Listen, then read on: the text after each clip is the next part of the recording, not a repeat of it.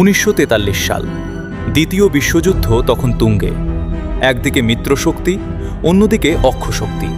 আর এই যুদ্ধের যূপকাষ্ঠে বলি হতে যাচ্ছিল সাধারণ বাঙালি। ব্রিটিশ শাসিত এই ভূখণ্ড তখন এক অদ্ভুত পরিস্থিতির মধ্য দিয়ে যাচ্ছিল। বাংলার আকাশ বাতাস তখন বারুদের গন্ধে নয়, বরং আসন্ন ক্ষুধার গন্ধে ভারী হয়ে উঠেছিল। ইতিহাসে একে আমরা চিনি বেঙ্গল ফ্যামিন 1943 বা 50-এর আকাল নামে।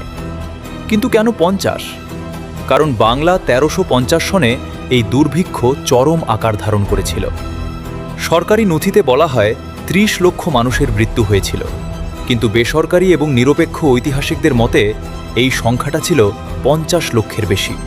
কেউ কেউ বলেন 1 কোটির কাছাকাছি মানুষ এই দুর্যোগে ক্ষতিগ্রস্ত হয়েছিল। এটি ছিল বিংশ শতাব্দীর অন্যতম বড় মানবসৃষ্ট বিপর্যয়।